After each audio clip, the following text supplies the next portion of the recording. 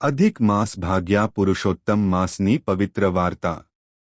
એક વખત દેવતાઓ, ઋષિઓ અને મનુષ્યોમાં એક વિશેષ ચર્ચા ચાલી રહી હતી।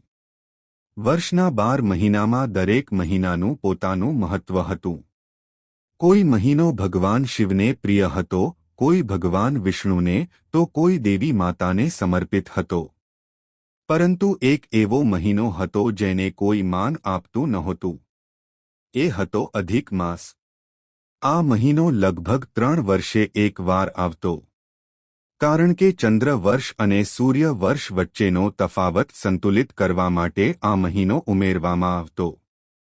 પરંતુ બાકીના મહિનાઓની જેમ આ મહિનામાં કોઈ મોટા તહેવાર નહોતા। તેથી લોકો તેને મળ માસ, નકામો મહિનો કહીને અવગણતા। અધિક માસ ખૂબ દુઃખી થઈ ગયો। તે વિચારતો, મારું શું દોષ છે? હું પણ ભગવાને બનાવેલો સમયનો એક ભાગ છું। છતાં લોકો મને અપવિત્ર કેમ માને છે? દુઃખી થઈને અધિક માસ બ્રહ્માજી પાસે ગયો।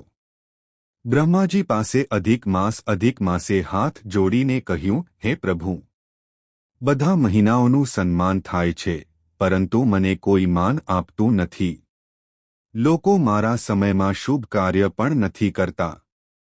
હું ખૂબ અપમાનિત અનુભવું છું।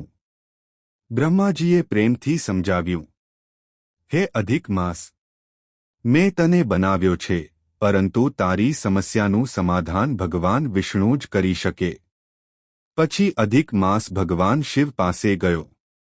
ભગવાન શિવે પણ કહ્યું, હે માસ, સાચું આશ્રય તો ભગવાન વિષ્ણુ પાસે જ છે। ભગવાન વિષ્ણુની શરણમાં અધિક માસ। અધિક માસ રડતો રડતો વૈકુંઠ ધામ પહોંચ્યો।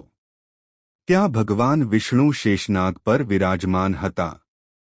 માતા લક્ષ્મી તેમની સેવા કરી રહ્યા હતા। અધિક માસે વિષ્ણુ ભગવાનના ચરણોમાં પડીને કહ્યું, હે નારાયણ, બધા મને અપવિત્ર કહે છે। કોઈ મને માન આપતું નથી। હું હવે જીવવા ઈચ્છતો નથી। ભગવાન વિષ્ણુનું હૃદય દ્રવિત થઈ ગયું। તેમણે અધિક માસને ઊભો કર્યો અને કહ્યું, હે અધિક માસ, આજથી તું અપવિત્ર નથી। હું તને મારું પોતાનું નામ આપું છું। હવે તું પુરુષોત્તમ માસ તરીકે ઓળખાશે। ભગવાને આગળ કહ્યું, જે કોઈ આ મહિનામાં ભક્તિ કરશે, જપતપ કરશે, દાન કરશે, ઉપવાસ કરશે, ગરીબોની સેવા કરશે અને મારી કથા સાંભળશે, તેને અસંખ્ય પુણ્ય મળશે। ત્યારથી અધિક માસ પુરુષોત્તમ માસ તરીકે પવિત્ર બની ગયો। ગરીબ બ્રાહ્મણની કથા। એક ગામમાં ખૂબ ગરીબ બ્રાહ્મણ રહેતો હતો। તે અને તેની પત્ની ખૂબ ભક્તિમાન હતા, પરંતુ ગરીબીના કારણે હંમેશા દુઃખી રહેતા। એક દિવસ ગામમાં એક મહાત્મા આવ્યા। તેમણે પુરુષોત્તમ માસનું મહાત્મ્ય સમજાવ્યું। મહાત્માએ કહ્યું, આ મહિનો ભગવાન વિષ્ણુને ખૂબ પ્રિય છે। આ મહિનામાં ભક્તિ કરવાથી જીવનના બધા દુઃખ દૂર થાય છે। બ્રાહ્મણ દંપતીએ નિશ્ચય કર્યો કે તેઓ પુરુષોત્તમ માસમાં રોજ વહેલા ઉઠશે, સ્નાન કરશે, દીવો પ્રગટાવશે, ભગવાન વિષ્ણુની પૂજા કરશે અને શક્ય હોય તેટલું દાન કરશે। તેઓ પાસે પૈસા નહોતા, છતાં દરરોજ એક ગરીબને થોડું અનાજ આપતા। રોજ સાંજે ઓમ નમો ભગવતે વાસુદેવાયનો જપ કરતા। દિવસો પસાર થયા। માસ પૂર્ણ થવાના છેલ્લે દિવસે તેમણે ઉપવાસ કરીને ભગવાનની આરતી કરી અને ગરીબોને ભોજન કરાવ્યું। એ રાત્રે ભગવાન વિષ્ણુએ તેમને સ્વપ્નમાં દર્શન આપ્યા। ભગવાને કહ્યું, હે ભક્તો, તમારી સચ્ચી ભક્તિથી હું ખૂબ પ્રસન્ન છું। થોડા જ સમયમાં તેમના જીવનમાં સુખ સમૃદ્ધિ આવી ગઈ। ગરીબી દૂર થઈ ગઈ।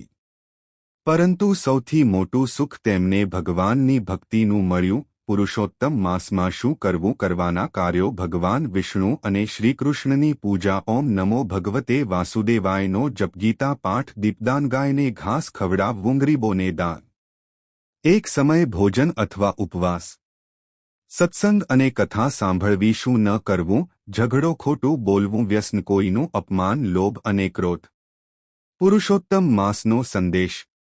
આ વાર્તા આપણને શીખવે છે કે જેને દુનિયા તુચ્છ માને છે, ભગવાન તેને પણ મહાન બનાવી શકે હે. સાચી ભક્તિમાં ધન નહીં, ભાવ જરૂરી છે.